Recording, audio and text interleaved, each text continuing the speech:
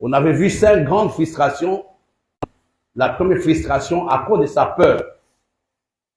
La deuxième frustration qui était une conséquence de l'ingratitude des gens qui étaient autour de lui. La troisième frustration, c'était à cause de l'incendie, quand la ville, plutôt à cause de son renvoi, il a été rejeté par le roi Akish. La quatrième, nous avons vu que le roi David, sa ville de repos, son cadeau avait été incendié. Et nous avons aussi parlé des gens qui cherchaient à le lapider. Et nous avons fini aussi par la frustration qui était une conséquence de l'abandon. Là, c'était lors de la première soirée. La deuxième soirée, nous avons parlé essentiellement des éléments qui peuvent amener la frustration. Parmi les éléments, on avait parlé de la méchanceté humaine. On ne peut pas imaginer le degré de ce que la méchanceté humaine peut faire dans la vie des hommes. Il y a des gens qui sont malheureux aujourd'hui à cause de la méchanceté humaine. Tout à l'heure, quand je lisais la Bible, j'ai vu, nous parlons souvent de l'âne attaché. Parce que qui avait attaché l'âne? Hein? Son maître. Et à cause de liens, ce n'était pas Satan qui l'avait attaché. C'était ses propriétaires, ses parents. Il y a des gens qui ont des problèmes à cause de leurs parents, à cause de leur progéniture, à cause de le lien de sang. La méchanceté est quelque chose de terrible. Et nous avons parlé de la méchanceté intentionnelle et de la méchanceté non intentionnelle. Il y a des gens qui sont méchants, mais qui ne s'en rendent même pas compte. Et on avait expliqué la méchanceté comme étant le goût à faire mal à quelqu'un. Non seulement le goût à faire mal à quelqu'un, mais surtout le goût de le voir souffrir. Il y a des gens qui sont en paix quand quelqu'un à côté de pleure. Il y a des gens qui sont en paix quand il apprend que tel a divorcé, tel a quitté l'église. Il n'y a pas de gens à l'église et ça le rassasie de joie. On avait parlé d'Alexandre, où l'apôtre Paul nous dit que n'oublie pas Alexandre, le forgeron, il m'a fait beaucoup de mal. Et le samedi, non plutôt le vendredi, nous avons abordé un autre thème que nous allons terminer le mercredi, le mystère de retard dans la vie.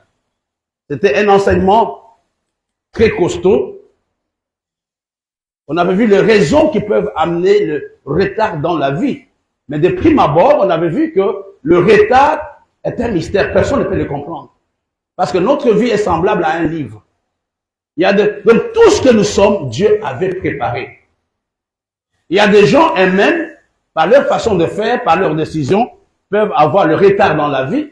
Mais il y a aussi des gens qui peuvent être retardés.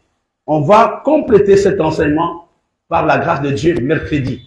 Mercredi, soyons tous là, même ceux qui n'ont pas l'habitude de venir. Je vous supplie, vous ne savez pas ce que vous ratez quand vous ne venez pas au réunion. L'église, ce n'est pas dimanche. L'église, c'est en semaine. C'est en semaine, on est libre, on se raconte des choses. Et c'est important que ce mercredi, que nous soyons là pour compléter cet enseignement, parce que c'est un enseignement qui nous permet de préparer le grand culte du 2 juillet. Nous avons vu que le 2 juillet, on aura le culte que nous avons appelé le culte de réajustement. Donc ça sera un moment de nous remettre en cause devant Dieu, un moment de prier par rapport au retard dans nos vies. Ce sera un moment, si on a des engagements qu'on a faits avec Dieu, avec les prochains, on doit vraiment pendant les 15 jours qui nous restent, de bien préparer les cultes. Et je vais lancer un appel tout à l'heure. Il y a 1 an que nous avons récupéré notre nom, les noms avec lesquels Dieu nous avait appelé les centres missionnaires Le Rocher. Mais jusqu'à présent, derrière moi, regardez, la fiche qui est là, c'est toujours Communauté des Rochers. Il y a une confusion dans ce que nous faisons. Et la fiche ici revient à 50 000 francs CFA. Et je souhaite, à la fin de cette réunion, s'il y a un volontaire qui me dit, pasteur, moi je veux changer la fiche ou je veux contribuer au changement de la fiche, voyez-moi à la fin de cette réunion. Nous voulons que le pasteur Eddy s'occupe de ça, de façon que le dimanche prochain, que nous puissions vraiment avoir derrière nous le centre missionnaire Les Rochers, au lieu de mettre communauté des rochers. Souvent, les gens m'appellent.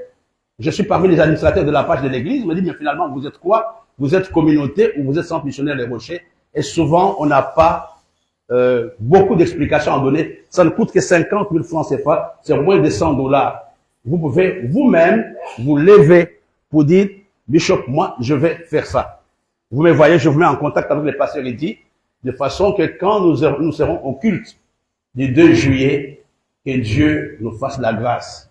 Une autre demande que je me réfère avant de passer au message, je bénis Dieu pour le travail de la ministre Marie par rapport aux enfants qui ont très bien chanté. Et j'aimerais que lors de prestations solennelles, par exemple le café chrétien, que si nous pouvons avoir à cœur d'habiller ces enfants, que ces enfants puissent avoir l'uniforme. Aujourd'hui, on a oublié la mentalité d'uniforme dans l'église, des tenues. Donc, on est tellement habitué à s'habiller comme on veut, etc., que la chorale puisse avoir des toges, que les anciens, pendant la Sainte Seine, puissent avoir des toges. Je ne parle pas de ça, mais je parle des enfants. Je crois qu'ils sont 15. Ils sont combien, Marie? Oh, non, ça se passe bien pour un responsable. Ça va aller normalement à la moyenne. Vous savez être combien? Une quinzaine. Oui, moi, j'essaie de compter.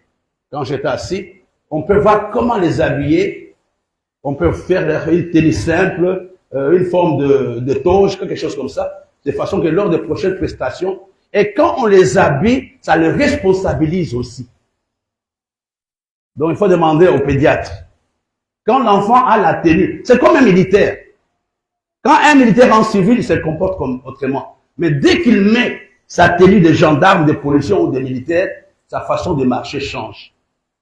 Donc, la tenue va responsabiliser nos enfants. Même pour le plus âgé, lors de vos prochaines prestations, on peut s'arranger à avoir peut-être le même jeans, la même chemise, et ça fait beau, et ça fait pour la gloire du Seigneur. Amen. Amen. Amen. Ce matin, je voudrais vraiment parler à quelqu'un. Les thèmes sur lesquels je vais m'entretenir avec vous, et nous aurons le temps de prier. Et je veux avoir aussi le temps d'aller très très lentement pour que chacun de nous saisisse quelque chose. Les thèmes sur lesquels je veux parler avec nous ce matin, je l'ai intitulé « Le Dieu de l'accélération ». Le Dieu, disons ensemble, le Dieu de l'accélération. Non, je n'entends pas. Alors dis à ton voisin, ce matin, je prie que tu rencontres le Dieu de l'accélération. Non, dis ça avec tes propres mots. Dis à ton voisin, on n'a pas seulement le retard dans la vie, mais nous avons aussi le Dieu de l'accélération. Nous avons un Dieu de l'accélération. Avant d'entrer dans les messages, je vais vous amener quelque part. Et je vais voir ça avec nous. La femme à la peur des sangs, c'est quel Luc? C'est Luc ou Matthieu? La femme à la peur des sangs. Hein? J'avais ça tout à l'heure. Si quelqu'un a trouvé, pasteur, aidez-moi. Là, on parle des centeniers. Ah, voilà. Merci, pasteur. Voilà. Luc 8, à partir du verset 43. Non, à partir du verset 40. Je pense que je vais introduire pour que nous puissions un peu comprendre. Ici, il y a une histoire extraordinaire. On nous parle de la femme à la perte de sang. Et dans le même paragraphe, on nous parle aussi d'un homme dont l'enfant était malade, qui avait atteint pratiquement la phase terminale. Parce que tu as trouvé? Vous avez trouvé? Ce qui est un peu, il y a trois choses qui sont semblables. entre la femme à la perte du sang et le monsieur dont l'enfant était malade. La première chose, ils avaient tous confiance en Jésus. Ils avaient dit, écoutez, allons voir, on a essayé à gauche, à droite, ça n'a pas marché.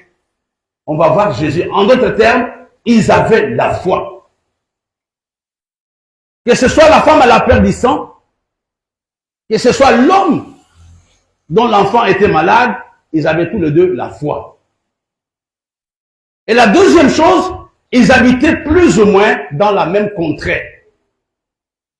Pour trouver la femme, plutôt pour trouver l'enfant qui était malade, il fallait passer par la ville où la femme à la perte de sang était. Une autre chose aussi qui est semblable entre les trois personnes, entre les deux personnes, c'est le fait que les deux étaient malades pendant 12 ans. Je pense que si Florence était là, ils allaient compléter phytoscience. Il a dit, écoutez, vous êtes malade depuis 12 ans, je peux vous proposer, vous serez guéri. Ils étaient tous les deux malades pendant 12 ans. La femme à la perte de sang avait perdu le sang pendant 12 ans. Et la petite fillette aussi était malade, quand vous lisez dans les commentaires, était malade pendant 12 ans. Mais il y a quelque chose qui est différent entre les deux. Je commence par là pour introduire mon message. Avez-vous trouvé la différence entre les deux? Je vous ai montré le point commun. Qu'est-ce qui était différent entre les deux? Hein?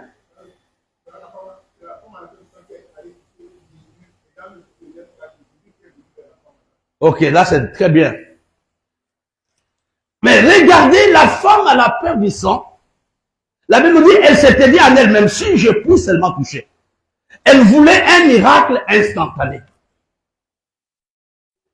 Mais l'homme dont la fille était malade voulait que Jésus aille. Ça pouvait prendre 1 mois, 2 mois, mais pourvu qu'il arrive dans la maison.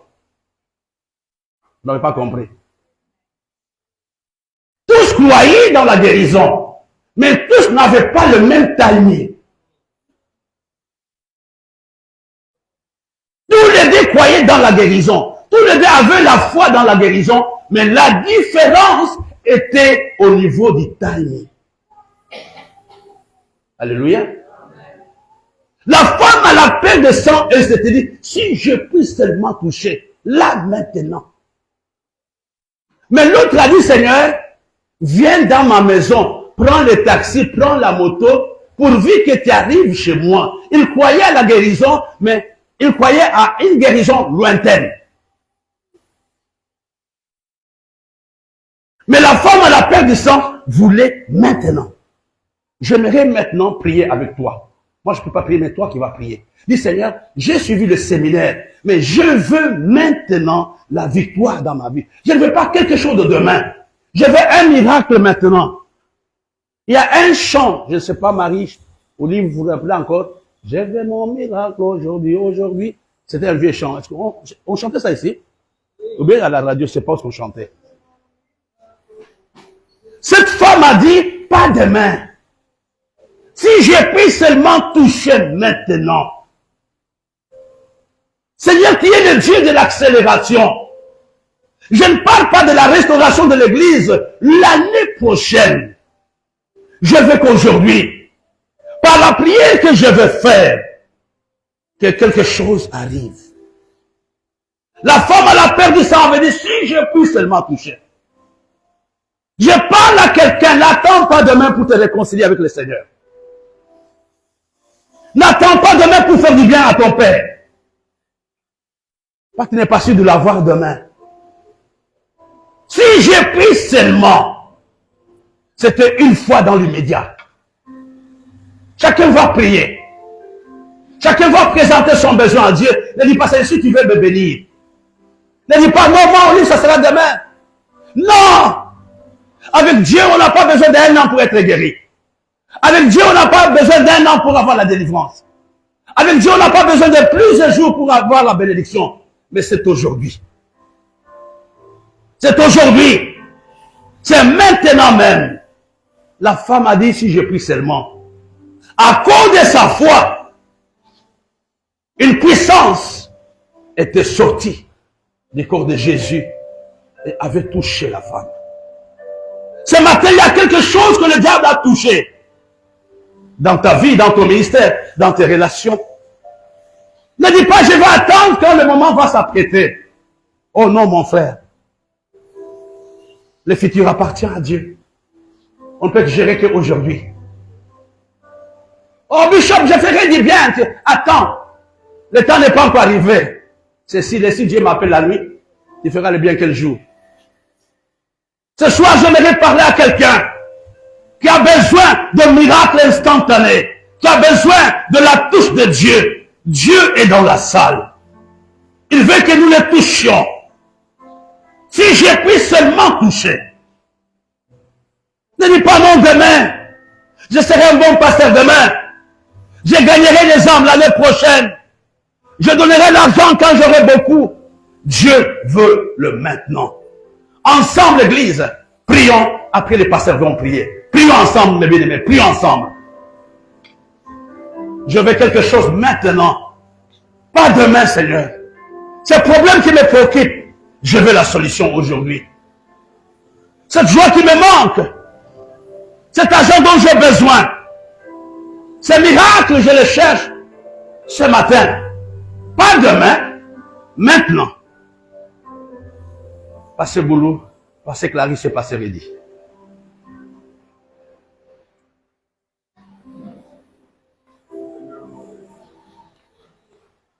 Seigneur notre Dieu, notre Père, nous savons, Seigneur, que toi tu es le Dieu à qui rien n'est impossible. Quand tu décides, Seigneur, nous mon Père, tu le réalises. Tout ce que tu déclares, tu le fais. Et tout ce que tu le fais comme tu l'as déclaré. Seigneur, nous te demandons maintenant de pouvoir toucher le besoin de chaque personne qui est présente dans cette salle de notre Père. Toi qui sondes le cœur, tu sais ce qui est dans le cœur de chacun, tu sais ce qui est dans la vie de chacun, tu connais le besoin le plus profond de chacun de nous, Seigneur, notre Père. Lève-toi, ordonne et agis. Lève-toi, agis et ordonne, Seigneur, notre Père, afin que cela se fasse maintenant, que chacun ait sa solution. Au nom de Jésus. Amen. Seigneur, ce matin, nous te prions pour toute personne qui s'attend à toi en cet instant. Toute personne qui s'attend à un miracle, qui s'attend à une visitation, qui s'attend à ton toucher. Nous prions, Seigneur, afin qu'il le reçoive dans le nom de Jésus. Qu'il lui soit fait selon sa foi, Seigneur, et que ce matin, il reçoive ce qu'il attend de toi dans le nom de Jésus. Amen. Notre Père et notre Dieu, nous recevons ce matin par la foi manifestation de ta puissance dans nos vies. Nous recevons au nom de Jésus une totale guérison, une totale restauration. Nous recevons une totale délivrance dans nos vies, dans nos corps, dans nos âmes, maintenant au nom de Jésus. Maintenant, Seigneur, ô Dieu, ta puissance se manifeste en nous. Ta puissance est relâchée, Seigneur, dans la vie de tous les enfants qui sont en sérieux ce matin. Nous proclamons, Seigneur, l'action du Saint-Esprit pour opérer maintenant, Seigneur, des miracles dans les corps, pour opérer maintenant, Seigneur, des guérisons et des délivrances dans le nom de Jésus. Ta parole est vraie, ta parole est réelle, elle agit maintenant, Seigneur, dans la vie de chacun d'entre nous. Et nous te disons merci, Seigneur, parce que tu le fais au nom de Jésus. Amen. Amen. Ce matin, comme je disais, je vais parler du Dieu de l'accélération.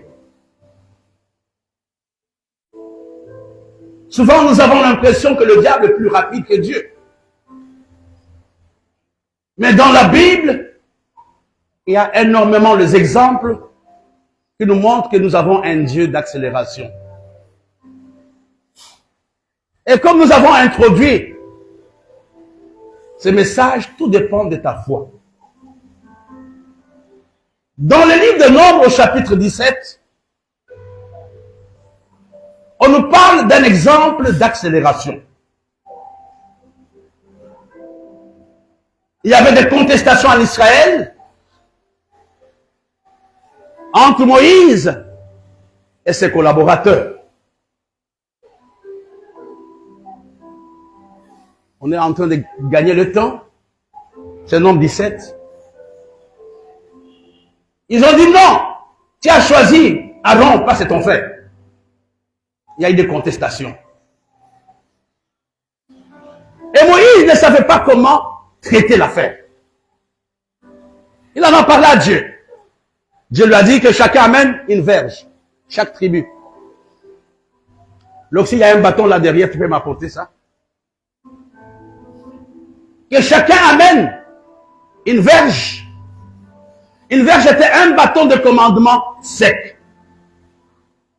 Et que la verge soit déposée dans la tente d'assignation. Chaque tribu, chaque leader était caractérisé.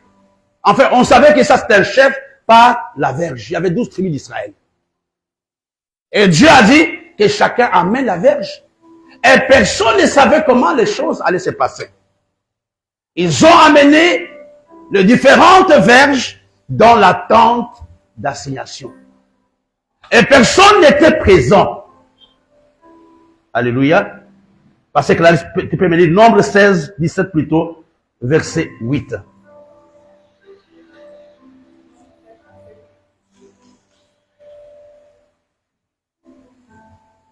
Lorsque Moïse entra dans la tente du témoignage, tente d'assignation, voici la verge d'Aaron pour la maison de Lévi avec eux. Continue. Elle avait poussé des boutons, produit des fleurs et mûri des amandes. Amen.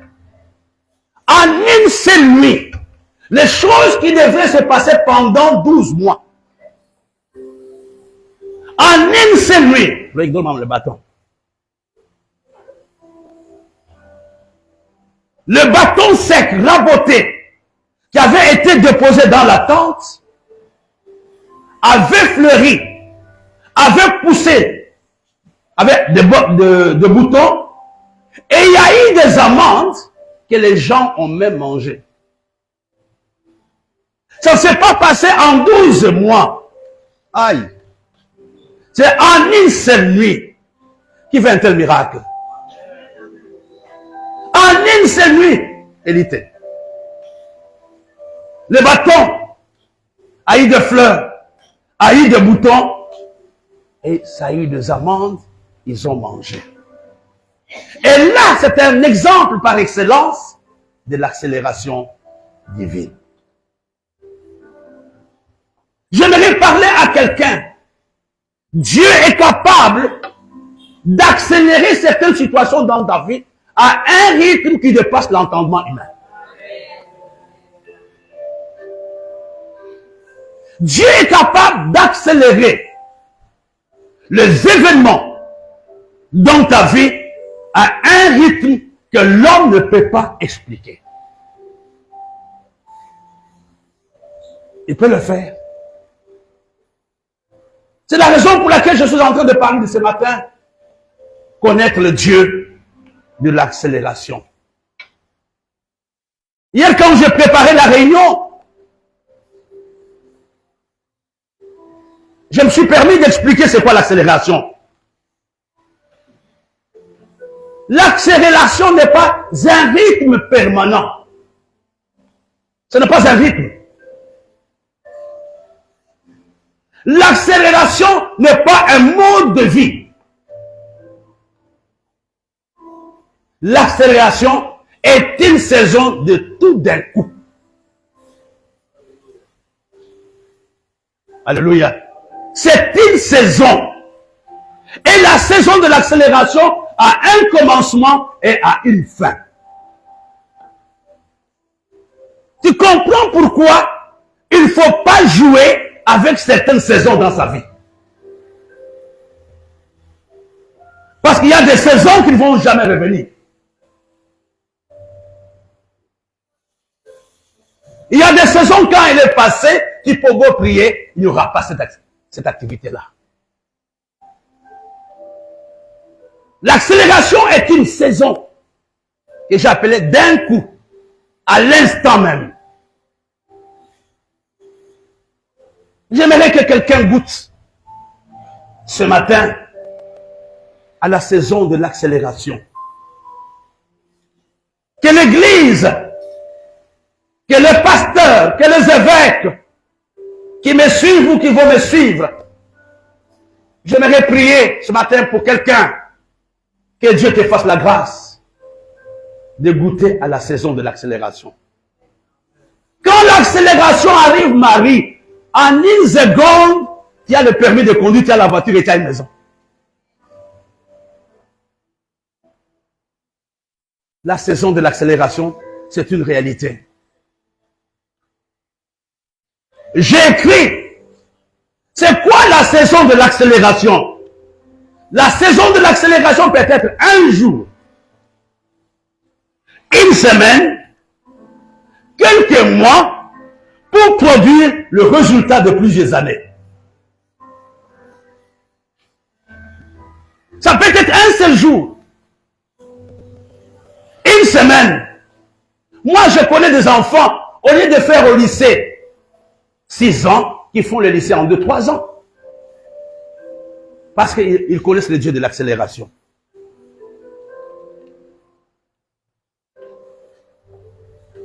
J'aimerais ce matin que tu puisses t'attendre à ce Dieu qui accélère.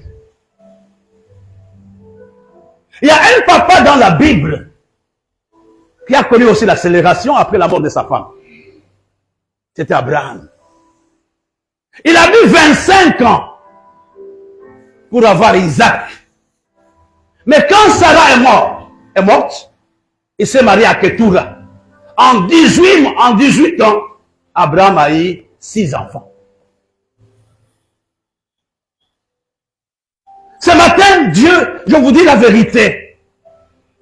C'est un message que j'ai préparé hier, quand j'étais dans la chambre, que Dieu me parlait de l'accélération. Il a dit, tu pas trop du retard, mais je suis aussi le Dieu de l'accélération. Je suis le Dieu qui peut accélérer la vie de Clarisse et de Belle, et même ta propre vie. C'est quoi l'accélération? L'accélération est une parenthèse que Dieu ouvre dans la vie d'un homme pour faire des choses rapidement. Et tu comprends que l'accélération dont je parle n'est pas soumise aux lois des hommes. Oh.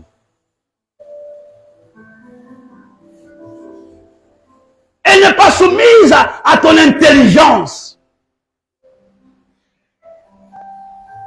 Et aujourd'hui, quand le Dieu de l'accélération commence à agir, on commence à dire, cet homme est entré dans les choses occultes.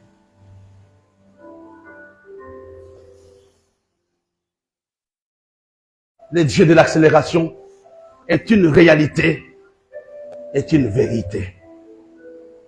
Je lève ma main sur toi ce matin. Que cette saison soit une saison de l'accélération pour toi. Que tu dépasses ceux qui ont commencé avant toi. En 2 ans, 3 ans. Que les choses que tes pères n'ont pas pu avoir, toi tu peux les avoir. Souvent la prière que je fais avec mes pasteurs, faites plus que ce que moi j'ai fait. Allez plus loin que moi.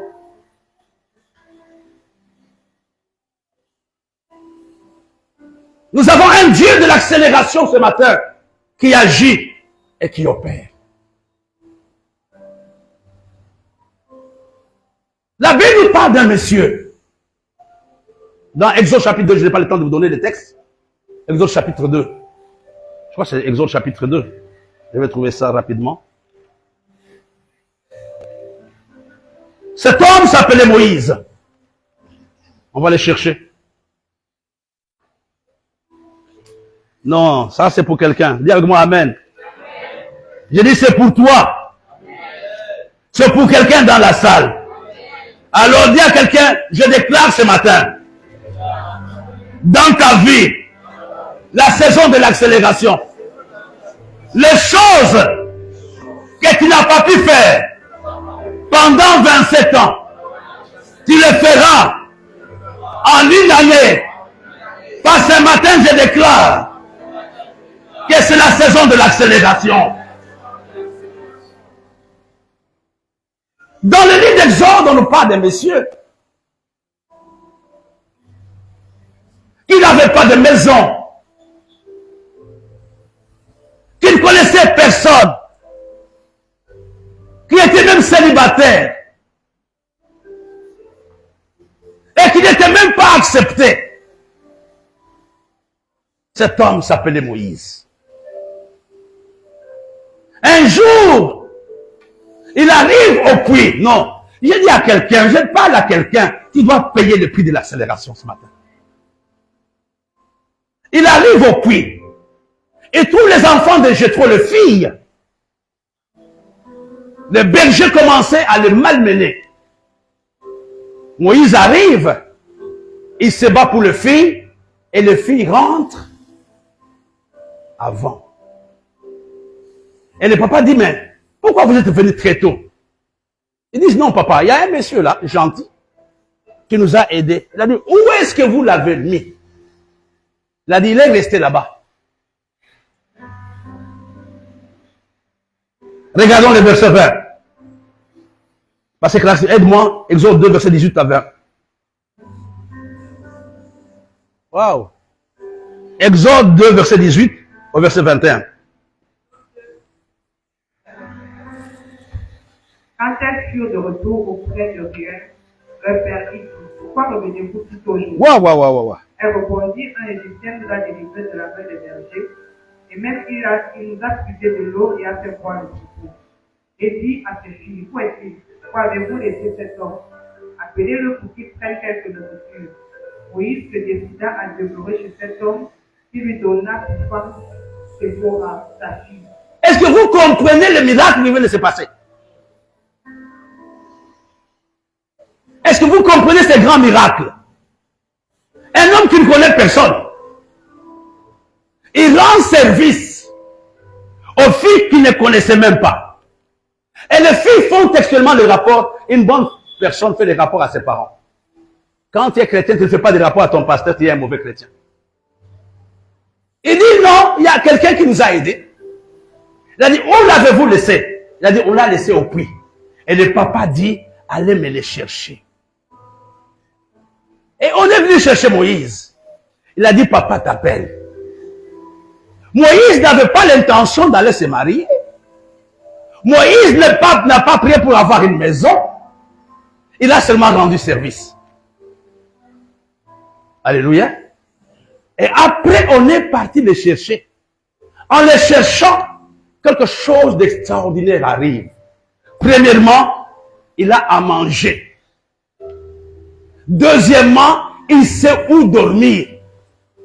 Comme si cela n'était pas suffisant. Et la troisième chose, le papa dit, aujourd'hui, je te donne ma fille Séphora comme femme. Moïse ne connaissait même pas c'était quoi les femmes. Séphora était sa première femme. Je dis à quelqu'un, on va te chercher. Non, on dit amen. Quand l'accélération arrive, il n'y a plus de logique. Quand l'accélération arrive, tu auras une maison, tu auras une épouse, tu auras de l'argent. Dieu est un Dieu d'accélération. Il faut les connaître. Moi, je connais le Dieu de l'accélération. Ce matin, Dieu veut accélérer la vie de quelqu'un qui a un retard. Moïse, en un seul jour, a une femme.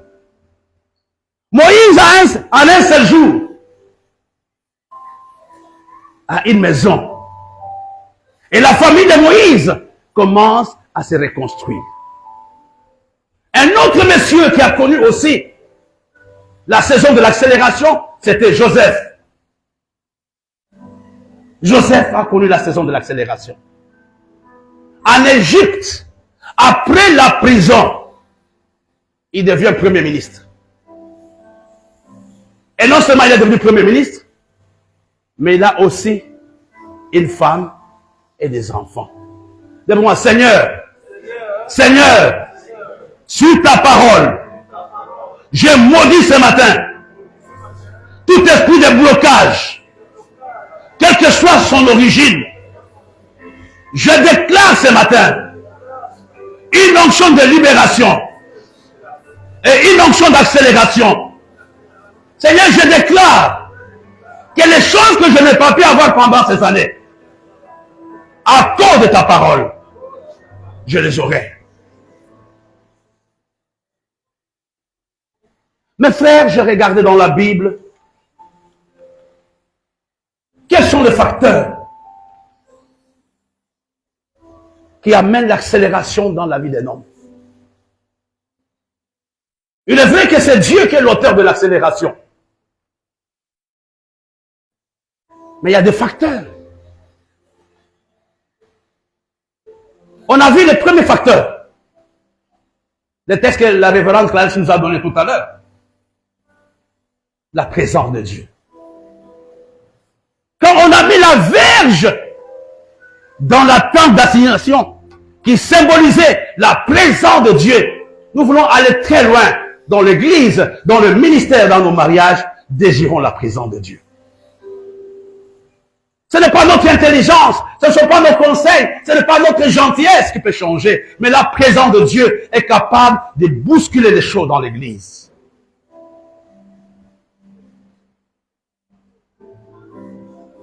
Désirons ce matin la présence de Dieu. Là où il y a la présence de Dieu, il y a accélération. Là où il y a la présence de Dieu, il y a nouveauté. Là où il y a la présence de Dieu, il y a de nouvelles choses. Dans le livre de Premier Roi, je pense, l'histoire d'Élie, c'est dans quel livre? Hein? Premier Roi 17, je pense, non? Oui. Regardons dans les deux Premiers Rois.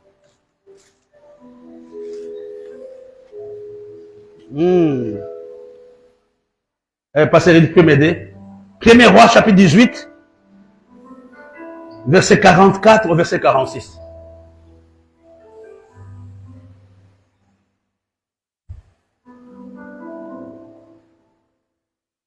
À la 7e fois, il dit, voici un petit nuage qui s'élève de la mer et qui est comme la paume de la main d'un homme. Il lui dit, monte et dis à Achab, attelle et descends, afin que la pluie ne t'arrête pas. En peu d'instants, le ciel s'obscurcit par les nuages, le vent s'établit et il y eut une forte pluie. Achab monta sur son char et partit pour Jisraël. Et la main de l'Éternel fut sur Élie, qui se saignit les mains et courut devant Achab jusqu'à l'entrée de Jisraël. Est-ce que vous pouvez imaginer un homme qui court plus que le chat? Achab est parti avant. Mais quand Élie a commencé aussi à courir, il a dépassé le chat. Frère, le tout n'est pas de monter sur le chat. Le plus important, qu'est-ce qui se trouve en toi? Le deuxième facteur qui peut amener l'accélération dans la vie d'un homme, c'est l'onction de la percée. Tu as besoin de cette onction. Seigneur, ce matin, je vais dépasser le char. Ce matin, quand je lis la parole de Dieu, je me rappelle quand je me suis converti, je suis venu, ma soif que j'avais, c'était de dépasser les anciens chrétiens. Quand je les voyais prêcher, quand je les voyais prier, je disais à Dieu, je veux être plus qu'eux. J'avais soif d'aller plus loin. Et Dieu a honoré ma foi. Ce matin, je prie pour quelqu'un. Que Dieu dépose dans ta vie une onction qui dépasse le char. Tu n'as pas besoin de faire 20 ans dans le ministère pour réussir. En une semaine, tu peux réussir, Marie. En une semaine, ta vie peut changer. En une semaine, on peut avoir un riche ici qui dit, je change votre toiture. En une semaine, on peut dire, Bishop, tu as beaucoup travaillé, je vais t'acheter une maison. Au lieu de passer ton temps à me critiquer, achète-moi une maison.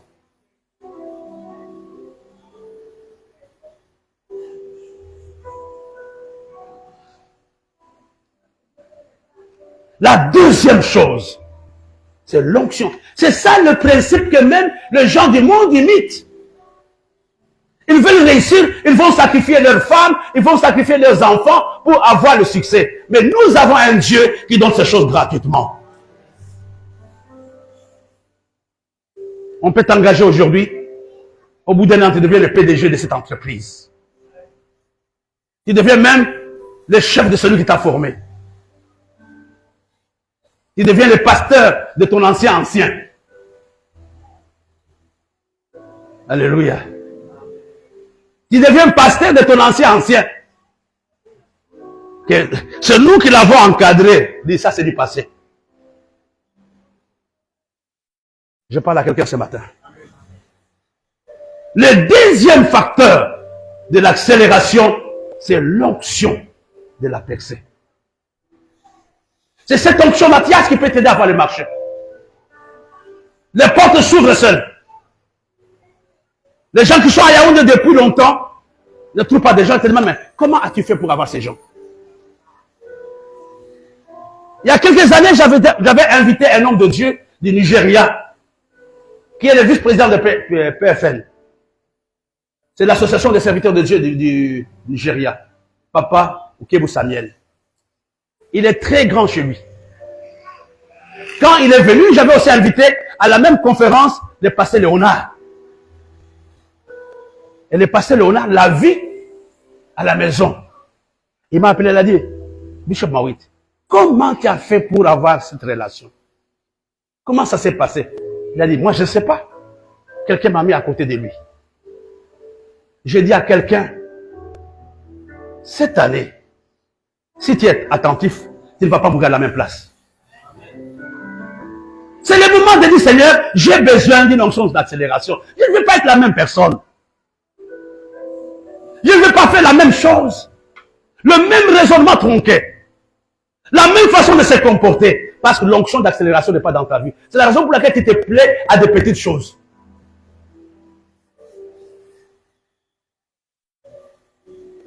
C'est le moment de désirer une église, Sylvain. Je ne sais pas pourquoi je m'attaque sur toi. C'est le moment où tu seras content de paître plus que Charlotte. 50 personnes, on lui dit non, je suis le pasteur de ma belle-sœur. Non, frère, Dieu t'appelle à être pasteur de plusieurs. L'onction d'accélération, premièrement, est une conséquence de la présence de Dieu. Et la deuxième chose, c'est la percée, l'onction de la percée. C'est à cause de cette onction qu'il y a la différence entre nous. Nous nous baptisons le même jour, mais il y a un qui dépasse l'autre. Qu'on a commencé le ministère ensemble, mais lui connaît l'onction de la percée. Tu sais là, le pasteur là, c'était mon petit frère, même père, même mère. C'est moi qui l'ai encadré. C'est même moi qui l'ai amené au rocher.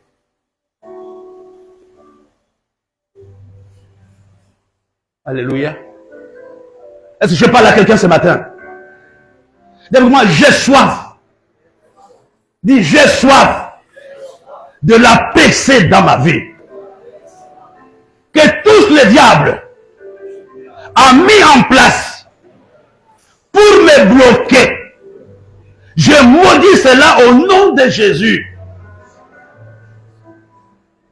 La deuxième chose, ou le troisième facteur qui peut amener l'accélération, je vais insister là-dessus, c'est le ministère des anges. C'est le ministère des anges. Les bien-aimés pasteurs, lisez-moi dans Genèse 24, verset 40.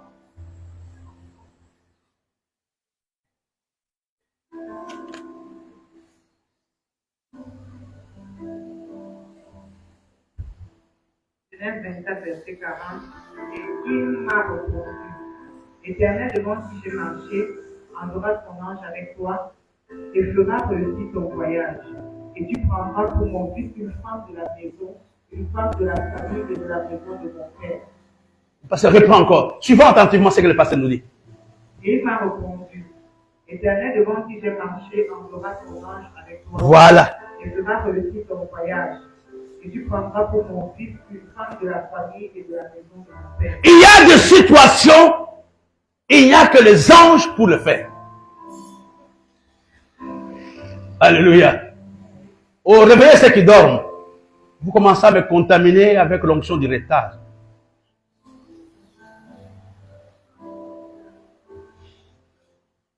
Quelle que soit ton organisation, il y a des endroits qui ont besoin de la puissance surnaturelle. Eliezer répond que Dieu a dit à mon patron qu'il va m'envoyer, Dieu m'enverra un ange. Ce matin, mon frère et ma soeur, on n'invoque pas les anges, mais on peut jouir du ministère des anges. On a les anges pour la chanson, les anges pour les affaires. J'ai besoin ce matin d'avoir les anges dans mon ministère. Il y a des choses qui nous arrivent. Il y a des dangers auxquels on est délivré grâce aux anges. Le ministère des anges amène l'accélération. À un moment, tu te dis, mais, Pasteur Clarisse, Hébreux chapitre 1, verset 7. Hébreux 1, verset 7. Aidez-moi à trouver ça.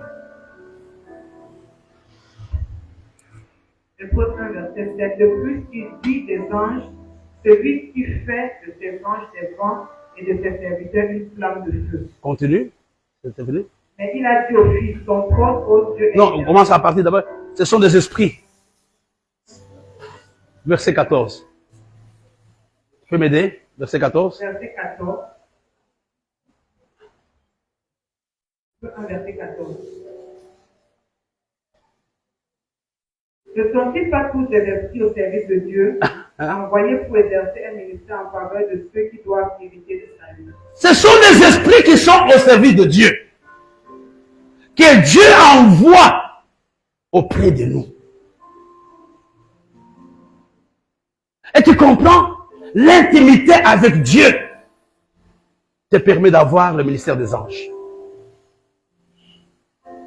Quand je vis avec quelqu'un, je peux connaître son besoin. Il y a des situations, l'accélération est le produit de la présence angélique dans la vie de quelqu'un. Quand les anges arrivent, tu vas vendre facilement. Ce sont eux qui te guident. Ce sont eux qui t'expliquent le cours, même quand tu as les yeux fermés. Il y a quelques années, j'ai donné un témoignage d'un homme de Dieu qui est auprès du Seigneur aujourd'hui. Yves Gravet. Sa femme était très malade. Je crois que les anciens chrétiens connaissent ce témoignage. Les médecins ont dit, on ne peut plus rien faire pour ta femme. Il avait un cancer dans sa femme, je crois, s'appelait Dominique. Au stade terminal. Et sa femme donnait le témoignage en disant, j'avais oublié tout le verset.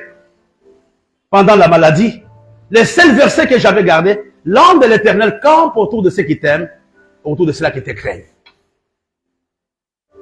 Un soir, à 20h, elle a vu un groupe de 4 infirmières habillées en blanc en France, à Paris, qui sont entrées dans la chambre et qui chantaient. Elles étaient d'une beauté extraordinaire. Pas beauté fabriquée, beauté naturelle. Maintenant, parce qu'on fabrique la beauté, non? Donc, on a commencé à soigner cet homme. On a chanté pour la femme. Et les infirmières qui étaient là n'ont pas compris pourquoi il y a une autre équipe. Elles étaient fâchées. Elles sont sorties, elles sont parties. Comme c'était tard dans la nuit, elles ont dormi à l'hôpital.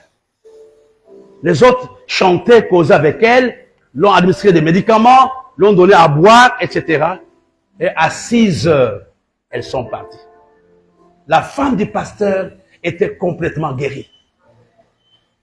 Et le premier infirmière attendait le médecin.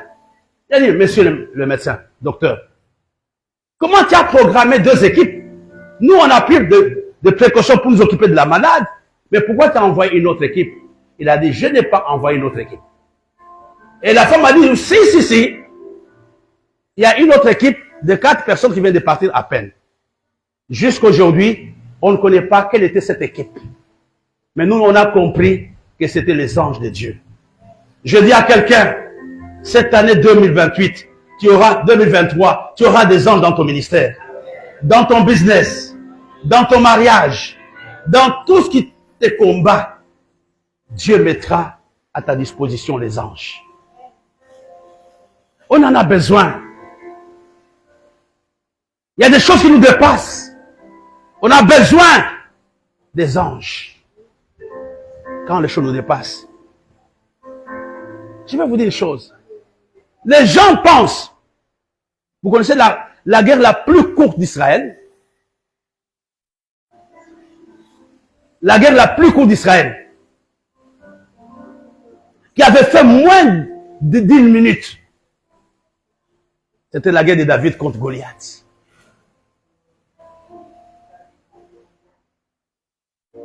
Moins d'1 minute.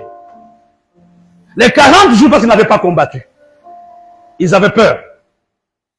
Mais le jour que Goliath a pris la pierre, David plutôt, que David a pris la pierre, en 1 seconde, Goliath était parti. Frère, j'ai dit à quelqu'un, ton Goliath va tomber cette année au nom de Jésus. Il y a des choses qui nous effraient tellement quand nous regardons à la physionomie. Non, mon frère, je n'ai plus peur de ces choses.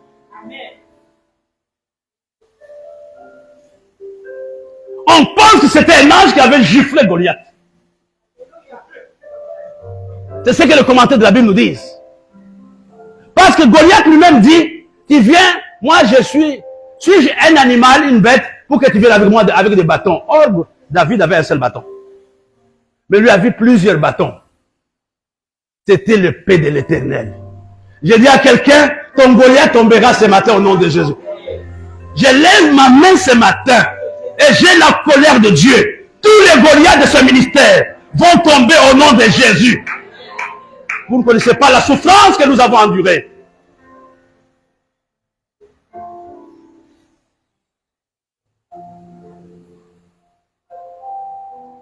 La présence des anges dans la victoire. Tu n'es pas seul. Même en nombre, les anges ne sont pas plus nombreux que les anges. Les démons. Parce que Lucifer avait plus seulement 1/3. Les 2/3 sont restés. Ce matin, dans l'église, il n'y a plus d'anges que de démons au nom de Jésus. Nous avons peur de 2 démons. Mais nous avons une multitude d'anges. Marchons avec assurance. Que c'est le temps de l'accélération. La personne qui t'effraie, regarde-les en face. Tu dis que tu ne peux rien me faire, tu ne sais pas sur quoi je suis assis. Tu ne peux pas savoir sur quoi je suis assis et qui me soutient. Les anges de Dieu.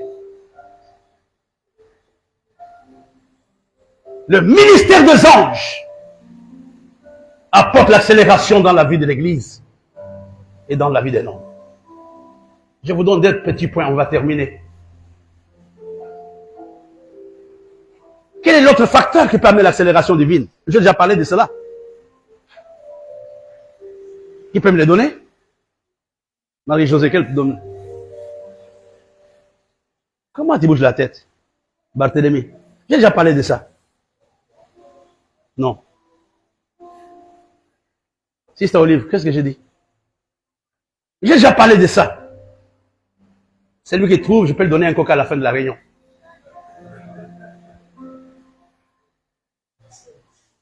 Oui, les services, là, on va y arriver après. Mais encore, tu es déjà sur le bon chemin. Hein? Non. Non. Voilà, tout ce que vous dites est bon. Mais qu'est-ce qui peut amener l'accélération divine dans la vie d'un homme? Ce sont les relations. Les connexions divines.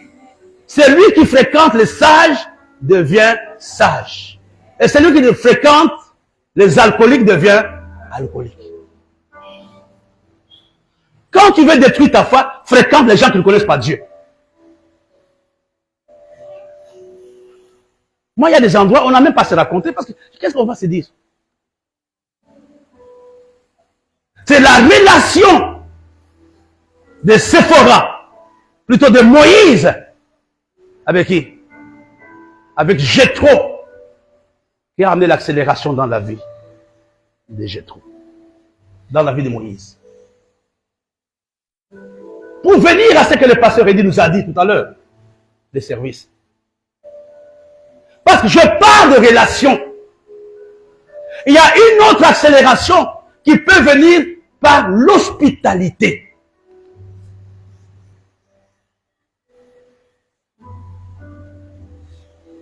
Il dit, aide-moi, Hébreux 12, verset 1.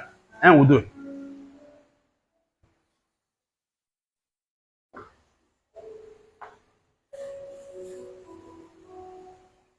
Hébreux 12.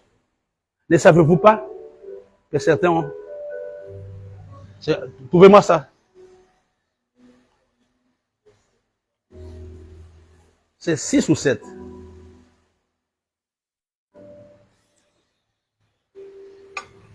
Allez. Regardons dans concordance, vous allez comprendre. Je vais chercher aussi. Hein? Combien? Ok, oui, voilà, j'étais pas loin. Mais j'ai eu 0. Il n'y a pas d'hospitalité, car en exerçant quelques-uns, on touche des anges sans le savoir. Aïe! Il y a des relations que tu as qui te propulsent. N'oubliez pas l'hospitalité. Quelques-uns, en exerçant l'hospitalité, ont pu loger les anges. La prospérité de Potiphar n'était pas une conséquence de sa prière. C'était la présence de Joseph dans cette maison-là.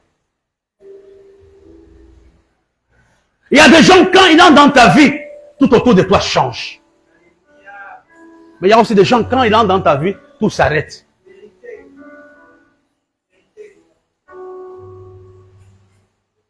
C'est la raison pour laquelle ne soyez pas amis de n'importe qui.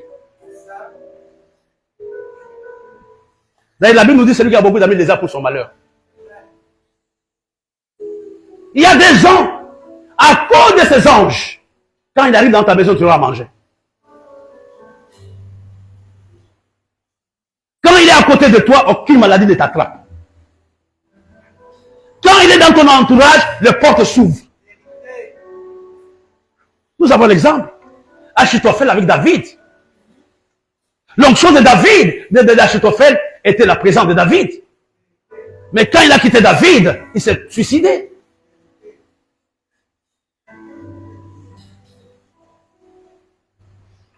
Oh, moi je suis quelque chose, tu n'es rien.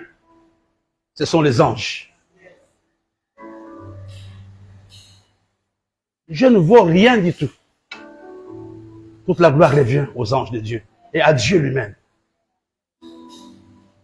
Il y a des gens vraiment qui sont de porte-malheur.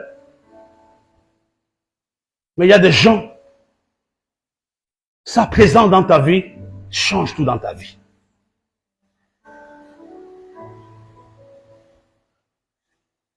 Les connexions divines apportent l'accélération. Là, je ne veux pas me tromper. Pasteur, aide-moi. 2 Rois chapitre 7. Redons le dernier point.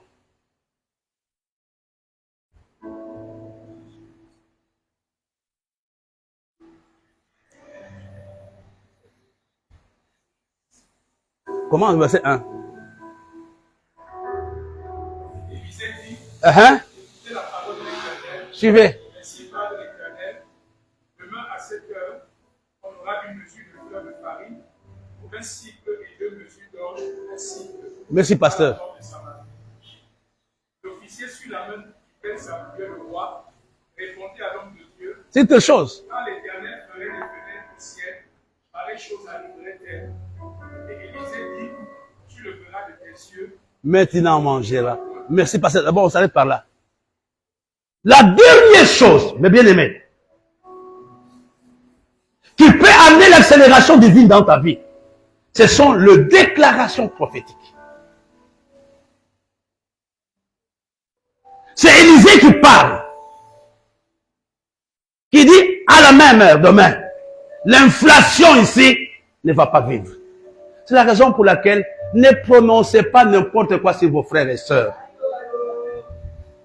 Même en étant fâché.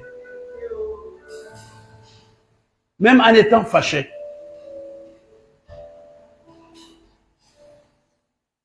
Nous devons faire attention aux paroles qui sortent de nos bouches vis-à-vis de nos enfants.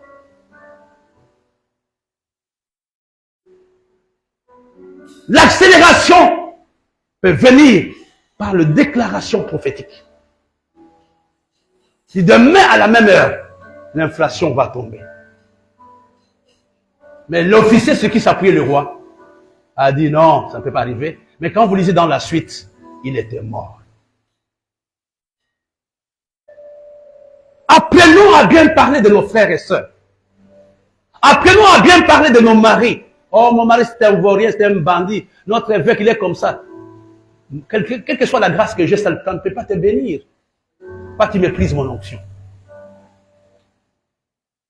Une onction qui n'est pas entretenue par les paroles ne peut bénir personne.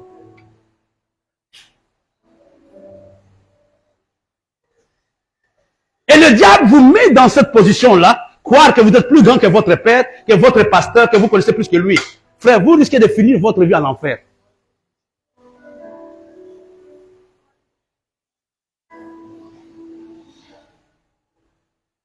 C'est la déclaration d'Élisée qui a amené l'accélération dans la vie de Samarie. Ce matin, nous voulons terminer par là. Je voulais donner ces messages le jour de la fête de Père pour que le Père prononce des paroles de bénédiction sur l'Église. Nous allons nous lever ensemble. Nous allons tendre nos mains vers le Seigneur. La première chose que nous allons faire, on aura 3 petites prières. On va détruire tous les blocages, tous les retards dans l'Église, dans nos vies, dans nos ministères, dans nos familles. Au nom de Jésus, prions ensemble.